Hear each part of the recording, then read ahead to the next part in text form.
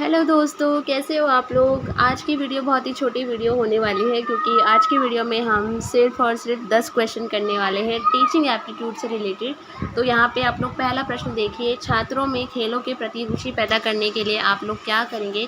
तो जब भी आप छात्रों में किसी चीज़ के प्रति इंटरेस्ट पैदा करना चाहते हैं तो भाषण तो बिल्कुल भी मत दीजिएगा, उदाहरण भी देकर क्या ही कर लोगे। तो सबसे पहले है कि अगर आप बच्चों के अंदर कुछ चीज़ डेवलप करना चाहते हो, रुचि पैदा करना चाहते हो, या अगर मॉरल वैल्यूज़ की भी बात आती है तो आप खुद इम्प्लीमेंट करिए उस चीज़ों को। तो अगर आप स्वयं खेलेंगे उन बच्चों के साथ तो बच्चों में जो छात्रों में खेलों के प्रति रुचि ज़रूर पैदा होगी। तो इसका सी ऑप्शन सही हो जाएगा। और उसके बाद है क्वेश्चन नंबर 2, कोई छात्र कक्षा में अन्य छात्रों को तंग करता है, उसके शिक्षक होने के नाते आप क्या करेंगे। तो उसकी सार्वजनिक निंदा करेंगे, मतलब उसको डांटेंगे, उसको सज़ा देंगे, उसको क्लास से बाहर निकाल देंगे। जो कि आप करोगे तो आपकी नौकरी गई, ठीक है। तो ये मत करना बिल्कुल भी, और करना भी नहीं चाहिए। तो समस्याओं की जानकारी लेंगे। टीचिंग एप्टीट्यूड में सबसे पहले अगर आपको आंसर फाइंड आउट करना है तो सबसे बढ़िया तरीका ये होता है कि आपके सामने अगर कोई प्रॉब्लम आ रही है तो सबसे पहले आप उसका रीज़न जानोगे, क्योंकि बच्चे के मतलब कोई बच्चा कुछ ऐसा बिहेव कर रहा है तो उसका कोई ना कोई कारण होता है। बिना वजह कोई बच्चा ऐसा बिहेव नहीं करता है। क्या पता आप मतलब इंटरेस्टिंग तरीके से पढ़ा नहीं रहे हो इसलिए बच्चा इंटरेस्ट नहीं ले रहा है, या मतलब तंग कर रहा है, तो कुछ बिहेवियरल इशू होगा। तो मतलब पहले रीज़न को जानना है, उसके बाद कोई स्टेप लेना है। अगला है, आपके विद्यालय में स्वच्छता अभियान मनाया जा रहा है लेकिन कुछ छात्र सफाई करने में आनाकानी कर रहे हैं, तो आप क्या करेंगे। तो अभी मैंने बताया कि आप भाषण तो बिल्कुल भी नहीं देंगे, लेख पढ़ने को देंगे। आप प्रिंसिपल को शिकायत क्यों करेंगे और बच्चों को कोई दूसरा काम देंगे, कोई लॉजिक नहीं है। अगर मतलब सफाई अभियान चल रहा है तो स्वयं आप इस अभियान में बढ़ चढ़ कर हिस्सा लेंगे। तो स्वयं अगर आप करेंगे तो फिर डेफिनेटली बच्चे खुद ब खुद आगे आएंगे। अगला प्रश्न है हमारा क्वेश्चन नंबर 4, विद्यालयों में शिक्षण अधिगम की गुणवत्ता मूल्यांकन के लिए कि शिक्षण अधिगम की गुणवत्ता की जो हमारा क्या बोलते हैं, इसको इंग्लिश में देखते हैं, important for evaluating the quality of teaching learning in school. कि स्कूल में टीचिंग लर्निंग हो रही है तो उसकी गुणवत्ता है, उसकी जो क्वालिटी है, उसका अगर हमें इवैल्यूएशन करना है तो कौन सा महत्वपूर्ण है। तो देखो, स्कूल में जो संसाधन है क्लास में, स्कूल में, या उपलब्ध शिक्षक और कर्मचारी महत्वपूर्ण तो क्या ही है या नहीं है। मतलब देखो, मेन है अगर बच्चे की उपलब्धियाँ, बच्चे की जो अचीवमेंट्स है वो मेन हमारा जो इवैल्यूएशन है वो करती हैं कि बच्चे की उपलब्धियाँ क्या रही है। अगर स्कूल में ठूस ठूस के आप शिक्षक कर्मचारी भर लोगे और बच्चे की कोई अचीवमेंट्स ही नहीं आ रही हैं तो फिर वो तो इवैल्यूएट करने का कोई लॉजिक नहीं है। और संसाधन भी अगर ठीक से यूटिलाइज़ नहीं हो रहे हैं तो फिर भी मतलब कोई मतलब नहीं है। तो मेन होता है कि बच्चे की जो अचीवमेंट्स है वो रिप्रेजेंट करती है कि शिक्षण अधिगम की गुणवत्ता को अगर हम मापना चाहते हैं तो इसका सी ऑप्शन सही हो जाएगा।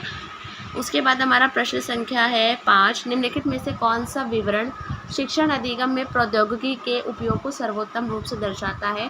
तो जो आईसीटी अगर आप यूज़ करते हैं एजुकेशन में तो उसमें चित्रों, चार्ट और मानचित्रों के साथ अच्छी तरह से सजाई कक्षा है, तो इसमें तो आईसीटी का कोई यूज़ हो ही नहीं रहा है। पीसी और इंटरनेट कनेक्शन के प्रावधान के साथ कक्षा हो सकता है। इलेक्ट्रॉनिक गैजेट्स के उपयोग के लिए बिजली की आपूर्ति के साथ कक्षा, तो ये दोनों ही हो सकते हैं। तो बी और सी इसका सही ऑप्शन हो जाएगा। अगला प्रश्न है हमारा यहाँ पे क्वेश्चन नंबर 6। क्वेश्चन नंबर 6 है, ये मैं आपके ऊपर छोड़ती हूँ, इसका आंसर आप लोग मुझे कमेंट करोगे और जो सबसे पहले आंसर आएगा और मुझे लगेगा कि वो आंसर सही दिया है आपने तो मैं आपका जो कमेंट है वो पिन ज़रूर करूँगी। तो विद्यालय को सामाजिक संस्था माना जाता है क्योंकि, तो ये 4 ऑप्शन है, चारों में से एक आंसर है और आप लोग मुझे कॉमेंट करोगे इसका आंसर। अगला प्रश्न हमारा प्रश्न संख्या, यहाँ पर प्रश्न संख्या 7 है, अध्यापन के दौरान आप देखते हैं कि कुछ छात्र पीछे बेंच पर गपशप कर रहे हैं, तो आप क्या करेंगे। अनदेखा करेंगे, बिल्कुल नहीं। गपशप की परवाह किए बिना अपना अध्यापन जारी रखेंगे, करने दो उनको बातें, हम तो पढ़ाना जारी रखते हैं, तो ये भी गलत है। मैं थोड़ी देर के लिए रुकूंगा और आगे बढ़ूंगा, या उपरोक्त सभी तो होगा नहीं, थोड़ी देर के लिए रुकूंगा और आगे बढ़ूंगा। ऐसा होता है कि क्लास में बच्चे बातें करते हैं तो हम लोग थोड़ी देर रुक जाते हैं तो वो बच्चे खुद ही शांत हो जाते हैं, तो हम आगे बढ़ जाते हैं ना। तो सी ऑप्शन होगा इसका आंसर सही। अगला प्रश्न है प्रश्न संख्या 8, निम्नलिखित में से किस गतिविधि की एक स्कूल शिक्षक से अपेक्षा नहीं की जाती है। आप एक स्कूल टीचर है और कौन सी एक्टिविटी है जो आपसे अपेक्षा नहीं की जाती है। अगर आप सांस्कृतिक उत्सव में भागीदारी करते हैं तो ये एक्सपेक्टेशन की जाती है कि हाँ मतलब कर सकते हो और करना भी चाहिए। व्यापार या कारोबार करना तो ये तो बिल्कुल ही मतलब गलत है। आप टीचर है और कोई व्यापार कारोबार, ये मतलब हमारा जो RTE एक्ट है 2009 का, उसके अकॉर्डिंग तो ये सही भी नहीं है। विद्यार्थियों को उनकी समस्याओं को हल करने के लिए मार्गदर्शन करना, तो ये तो अपेक्षा की जाती है कि हाँ ऐसा टीचर को करना चाहिए, लेकिन व्यापार और कारोबार नहीं करना चाहिए, ठीक है, नहीं की जाती। व्यापार या और कारोबार करने की जो अपेक्षा है टीचर से नहीं की जाती, ये गतिविधि नहीं अपेक्षा की जाती। और इको क्लब, साइंस क्लब, भाषा क्लब इत्यादि प्रायोजित करना, तो ये करोगे तो अच्छा ही है। जो बच्चों के लिए अच्छा हो रहा है वो डेफिनेटली वो टीचर के लिए अच्छा है ही है। अगला प्रश्न है प्रश्न संख्या 9, हमारी शिक्षण प्रक्रिया शुरू करने से पहले एक शिक्षक के लिए निम्नलिखित में से क्या जानना आवश्यक है। ये आप लेसन प्लान बनाते हैं तो उसमें भी आपका जो पहला आपको यही सिखाया जाता है कि बच्चों का जो प्रीवियस ईयर नॉलेज है, प्रीवियस ईयर नहीं, सॉरी, प्रीवियस नॉलेज टेस्ट है ना, तो मतलब जो उसका पूर्व ज्ञान है, ठीक है, तो प्रीवियस नॉलेज जो होती है वो हम बच्चों की चेक करते हैं, वो इम्पॉर्टेंट होती है। अगर आप शिक्षण प्रक्रिया शुरू कर रहे हैं, आप लेसन प्लानिंग करते हैं, तो आपसे क्वेश्चंस पूछते हैं। जिन्होंने भी लेसन प्लान बनाए उनको पता होगा। तो कक्षा के पर्यावरण पर तो क्या ध्यान दोगे, पहले तो बच्चे को आता क्या है, पहले तो वही ध्यान दोगे ना, उसको आता क्या है और आगे क्या करवाना है ना। और शिक्षण की सामाजिक सांस्कृतिक पृष्ठभूमि, ये सब बात की बात है, उपरोक्त सभी होगा नहीं, तो इसका ए ऑप्शन सही हो जाएगा। और कहीं कोई क्वेश्चन भाई ज़्यादा डिटेल की ज़रूरत है तो मुझे कमेंट कर सकते हो। वैसे मुझे लगता है यार इतने बड़े हो आप लोग कि मतलब कर सकते हो, बट फिर भी किसी क्वेश्चन में ज़्यादा एक्सप्लेनेशन चाहिए तो मुझे प्लीज़ कमेंट कर देना, मैं कमेंट का रिप्लाई कर दूँगी आपको या नेक्स्ट वीडियो में बता दूँगी। अच्छी शिक्षण है छात्रों को अपने ज्ञान का निर्माण करने के लिए मार्गदर्शन करना, तो इसका ए ऑप्शन सही हो जाएगा। नोट्स देना गलत है। छात्रों द्वारा ऊँचे स्वर में पढ़ना, ये भी मतलब ठीक है, होना चाहिए, बट अच्छा शिक्षण की वो नहीं है ये। उन्हें अनुशासित बनाना, अनुशासित तो वो खुद ही हो जाएंगे जब आप उनका सही से मार्गदर्शन करेंगे। तो LEP 2020 के अकॉर्डिंग भी यही है कि हम एक फैसिलिटेटर की तरह बच्चे को ट्रीट करते हैं, वो अपने ज्ञान का स्वयं निर्माण करता है, हम उनके ऊपर ज्ञान थोपते नहीं हैं। तो आज के हमारे टीचिंग एप्टीट्यूड के 10 क्वेश्चंस थे। क्वेश्चंस आपको कैसे लगे प्लीज़ मुझे कमेंट करके ज़रूर बताना। कोई सजेशन हो तो प्लीज़ मुझे ज़रूर बताना, and don't forget to like, share and subscribe. Thank you and good night. Hello everyone, welcome back to my channel. और आज के PDF से हम लोग 40 क्वेश्चंस करने वाले हैं। ऑलरेडी हम 10 क्वेश्चन इस PDF से कर चुके हैं और आज के बचे हुए हम क्वेश्चंस इस वीडियो में करने वाले हैं। तो यहाँ पे आपका जो क्वेश्चन नंबर 11 है, इसमें है आपको सही स्पेलिंग बतानी है। तो इसमें अंतर्धान है वो आपकी सही स्पेलिंग हो जाएगी। वैसे हम जनरली अपने वर्ड्स में बोलते हैं अंतर्ध्यान, लेकिन अंतर्धान इसकी सही स्पेलिंग हो जाएगी। अगला प्रश्न है उदित उदय गिरी मंच पर रघुबर बाल पतंग, इसमें आपको वो बताना है, अलंकार बताना है, कौन सा अलंकार है, तो इसमें आपका रूपक अलंकार हो जाएगा। उसके बाद हमारा प्रश्न संख्या 13 है, जे रहित गति दीप की कुल कपूत गति सोए, बारे उजियारी करे बढ़े अंधेरों होए। तो बारे यहाँ पे मतलब बचपन और बुढ़ापे से लिया गया है, तो यानी एक शब्द में दो मतलब छुपे हुए हैं, तो यानी कि यहाँ पर श्लेष अलंकार होगा। और 14th है, जो क्रोध है वो किस रस का स्थायी भाव है, ये आपको बताना है। तो रौद्र रस का स्थायी भाव है क्रोध। क्वेश्चन नंबर 15 है, अन्वय का संधि विच्छेद कीजिए। तो अन्वय का संधि विच्छेद क्या होता है, ये आपको बताना है। तो इसका जो हमारा संधि विच्छेद होता है अनु जमा अय। तो अब यहाँ पे अनु जमा अय दो है, ए और सी, आय वाले नहीं होंगे यहाँ पे। तो इसमें आपको बताना है कि कौन सा वाला सही है। तो यहाँ पर आपका जो सही हो जाएगा वो हो जाएगा अनु, जो छोटी ऊ की मात्रा है, अनु जमा अय, अन्वय बन जाएगा इसका। तो ए ऑप्शन सही हो जाएगा। और ये जो है आपकी यण संधि है, कौन सी संधि है, यहाँ पे यण संधि है। और अन्वय का मतलब होता है शब्दों का तर्कपूर्ण क्रम, ठीक है, क्रम, इसको हम बोलते हैं अन्वय का अर्थ। अब क्वेश्चन नंबर 16 की अगर हम बात करें, मत ऐक्य में कौन सी संधि है, ये आपको बताना है। तो वृद्धि संधि है यहाँ पे, ठीक है। यहाँ पे जो है मत जमा एक के जब आप मिक्स करोगे तो अ और ए मिलकर आई बन जाएगा। तो यहाँ पे जो हमारी वृद्धि संधि हो जाएगी, ठीक है, मात्राओं की बढ़ोतरी हो जाएगी, मत ऐक्य। उसके बाद हमारा है प्रश्न संख्या यहाँ पे हमारी 17 है। अब 17 में पूछा है, जिस छंद में वर्णिक या मात्रिक प्रतिबंध ना हो वह छंद क्या कहलाता है। तो उसको हम मुक्त छंद कहते हैं। प्रश्न संख्या 18 है यहाँ पे आपकी। हिंदी साहित्य का प्रथम इतिहास ग्रंथ है, ये आपको बताना है। तो इस्तवार द ला लिटरेचर हिंदुस्तानी, इसका सही आंसर है, यानी बी ऑप्शन जो है आपका यहाँ पर सही हो जाएगा। क्वेश्चन नंबर 19 है, आचार्य हजारी प्रसाद द्विवेदी द्वारा लिखे गए ग्रंथ का नाम है। तो इनके द्वारा लिखे गए ग्रंथ का नाम क्या है, ये आपको बताना है। तो जो 19 क्वेश्चन है, इसका जो आंसर हो जाएगा आपका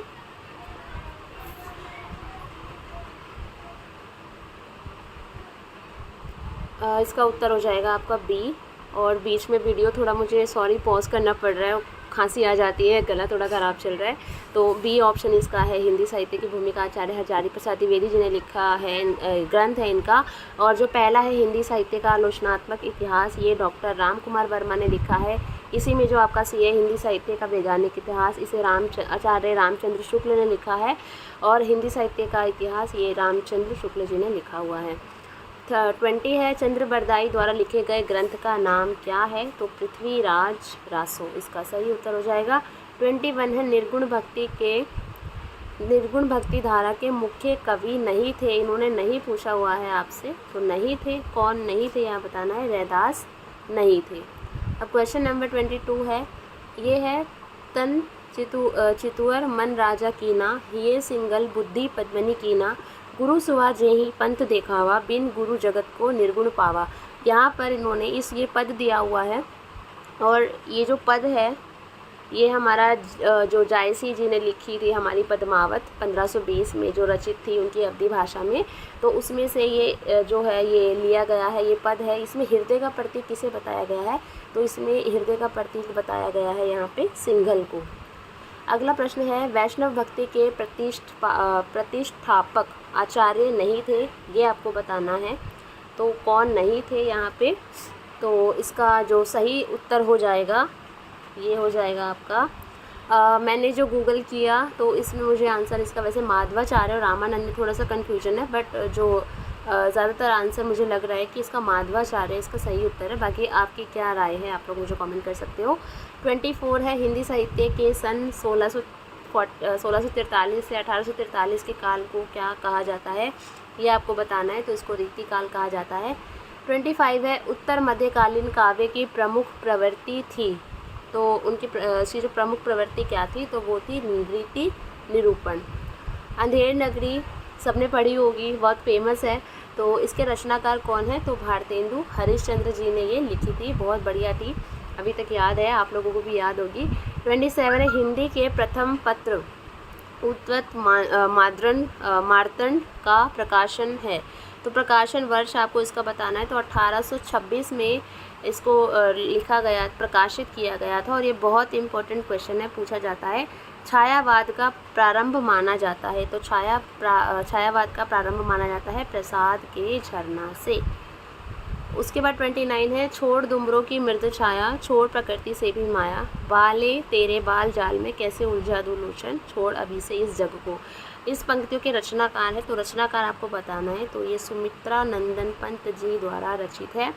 रामधारी सिंह दिनकर है, इनकी जो रचना है वो आपको बतानी है। तो रश्मि रथी इन्होंने लिखी है। उसके बाद क्वेश्चन नंबर 31 है, हिंदी साहित्य के छायावाद की कालावधि है। तो क्या है इसकी कालावधि, आपको बताना है। तो 1918 से 1938 जो है इसका सही उत्तर हो जाएगा। क्वेश्चन नंबर 32 है, शब्द शक्ति के मुख्य भेद है, ये आपको बताना है। तो शब्द शक्ति के मुख्य भेद कितने होते हैं, 3 होते हैं। 33 है, उत्साह एक स्थायी भाव है, उत्साह एक स्थायी भाव है, ये आपको बताना है। 32 का 3 हो गया, 33 का हो जाएगा वीर रस का, ठीक है। उत्साह एक स्थायी भाव है वीर रस का। 34 है, पूत सपूतों का धन संचय, पूत कपूतों का धन संचय, सपूत तो का धन सचे और कपूत हो तो का धन सचे, ये हमारे डाइट में बहुत बताई जाती थी। ये वाली जो कहावत है, या मतलब इसको बहुत यूज़ किया जाता था मेरे डाइट में, मतलब टीचर्स बताते थे। तो इस पद में जो अलंकार है ये आपको बताना है कौन सा अलंकार है इसके अंदर। तो यहाँ पे आपके लाटानुप्रास अलंकार है। 35 है, कंदमूल भोग करे, तीनी बेर खाती सो अब तीनी बेर खाती। तो इसमें प्रयुक्त अलंकार है। तो यहाँ पे यमक अलंकार है। कौन सा अलंकार है यहाँ पे, यमक अलंकार है। आगे है मानुस हो तो वही रसखान, बसो ब्रज गोकुल गाँव के गवारिन, जो पशु हो तो कहा बसु मेरो, चरो नित नंद की धेनी मजरानी। इसमें छंद है, छंद आपको बताना है। तो इसमें जो छंद है आपका वो है सवैया। कौन सा है? सवैया। अगला प्रश्न है हमारा 37, हिंदी भाषा से तात्पर्य है। तो हिंदी भाषा से तात्पर्य है आपका उत्तर भारत के मध्य भाग एवं मध्य प्रदेश की भाषा नागरी लिपि में लिखी जाने वाली खड़ी बोली। तो दोनों ही इसका सही उत्तर हो जाएगा। 38 है पश्चिमी हिंदी के अंतर्गत आने वाली बोलियों की संख्या है। तो 5 है। कौन कौन सी है? अगर किसी को पता है तो कमेंट करके ज़रूर बताएं। अगला है भोजपुरी एक बोली है। तो भोजपुरी पूर्वी हिंदी की एक बोली है। उजला एक है। तो उजला क्या है? उजला एक देसी शब्द है। देसी शब्द है। कृत्यघन उसे कहा जाता है कि मैं कृत्यघन हूँ। ठीक है, तो कृतज्ञ और कृतज्ञन दो शब्द होते हैं हमारे। तो कृतज्ञन किसे कहा जाता है? किया हुआ उपकार नहीं मानता, किया हुआ उपकार मानता है, परोपकार करता है या घृणित कार्य करता है, ये आपको बता। तो यहाँ पे किया हुआ उपकार जो नहीं मानता उसको कृतज्ञन बोलते हैं और जो किया हुआ उपकार मानता है उसको कृतज्ञ बोलते हैं। तो यहाँ पे आपका 4th ऑप्शन सही हो जाएगा। संविधान द्वारा हिंदी को राजभाषा का दर्जा प्रदान किया गया था, ये आपको बताना है। तो इसका जो सही उत्तर हो जाएगा वो हो जाएगा 14 सितंबर 1942 का। अब 43 की अगर हम बात करें, आकाश कुसुम होना, ये मुहावरे हैं और इनका हमें अर्थ बताना है यहाँ पे आपको। अब